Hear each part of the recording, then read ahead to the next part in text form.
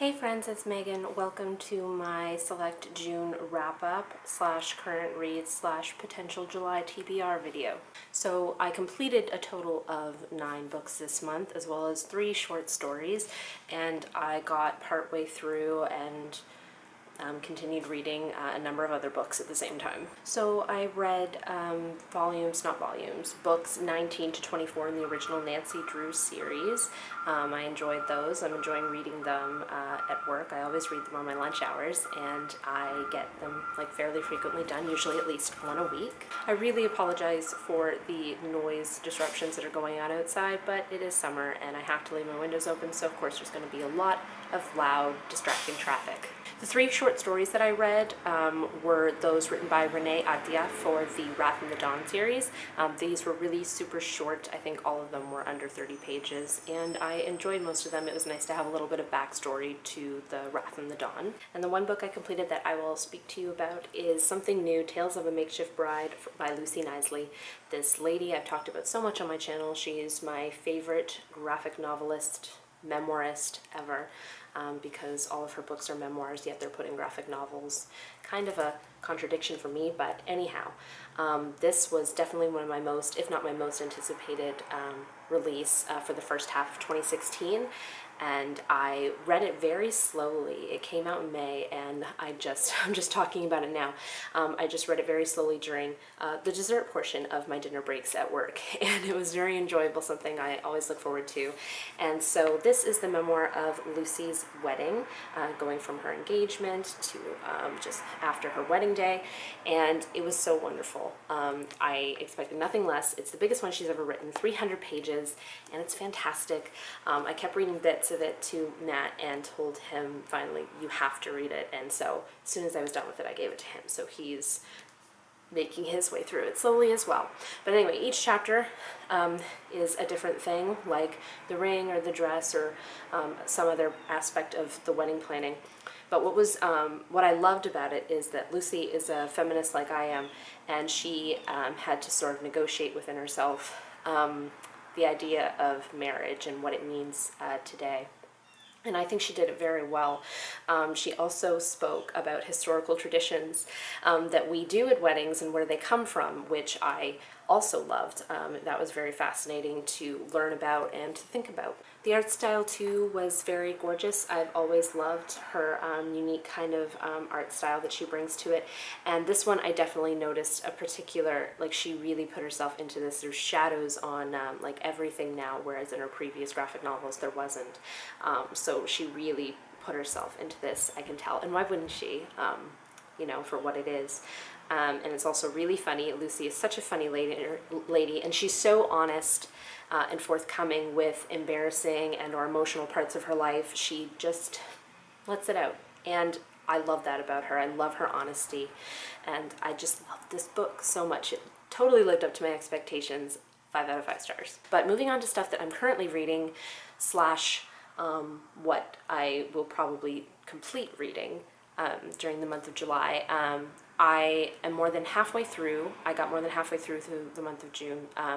The Rose and the Dagger by Renee Adia.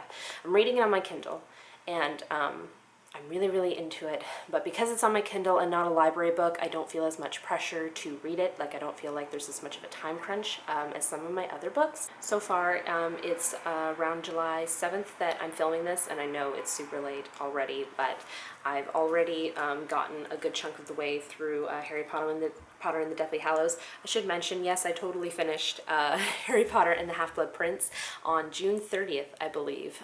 Just a couple hours before midnight, I think, is when I finished it. So right on schedule, and I'm totally on schedule with this. And Matt and I have already decided that we are going to go to the local chapters in our area for the Midnight Madness. That is Harry Potter and the Cursed Child. That's going to be awesome because I was never able to go when I was a little kid. When I was a little kid and the books came out, I was too young. My dad wouldn't let me go to the Midnight Madness ones, Midnight Magic. events that would happen at Chapters every time a new book would come out. So this is the first time that I'll be able to for the 8th book, and I'm really excited about that. So about that challenge that I made for myself about reading 6 books based on old Hollywood by September 14th or 15th, I'm definitely moving way slower than I would like to be. I'm over halfway done Hollywood Frame by Frame, The Unseen Silver Screen and Contact Sheets by Karina Longworth. So I predict to be finished this fairly soon, and I definitely want to do that and get my review up for this so that I can at least try. Like, I really want to complete this challenge. To that end, I have started Kate, The Life of Katharine Hepburn by Charles Hyam, but I'm only about 10 pages in, and it's really disappointing. I really need to get through this, and I need to start the other biographies on like Cary Grant and Charles Chaplin, or else I'm not going to get through this challenge, and I really want to. I'm also slowly making my way through Eats, Shoots, and Leaves, The Zero Tolerance Approach to Punctuation by Lynn Truss. I'm about 100 pages in, so around the halfway point, a little over the halfway point, so I definitely feel I can get through this. I'm still enjoying it, of course, and everything, but I think I have too many books on the go. Honestly, my mood's just been so all over the place, and when I read according to my mood and switch off like every 10 minutes, 10-15 minutes from book to book, I have way too many on the go, I know. I'm also slowly, bit by bit, making my way through the most of Nora Ephron, the anthology of Nora Ephron's work. I'm over 400 pages into it, and so I am getting there. I'd love to be able to complete this by the end of the month. I don't quite see it happening, but definitely before the end of the summer, I think I will. I also, in the near future, intend to complete Full Frontal Feminism, A Young Woman's Guide to Why Feminism Matters by Jessica Valenti. This I have been reading for months now, and I've really been enjoying, but I don't have that much left, I think around 60 pages, and I really want to complete it for a reason that I will talk about in a second. I'm also a few chapters into Invisible Girl by Mariel Hemingway.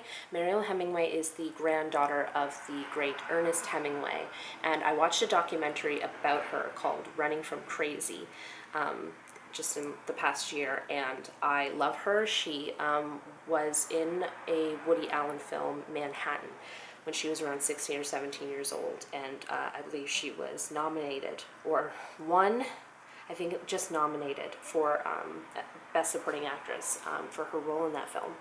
And so I've become really fascinated with her life, and so I saw this at the library, and it came out last year. I didn't realize she'd written a book. I just love the way she's telling her story, and it's fascinating. Okay, so the reason before that I said that I was really going to try to get through this one, Full Frontal Feminism, is because I intend to read one of Jessica Valenti's books, her newest book, in the upcoming Booktubeathon.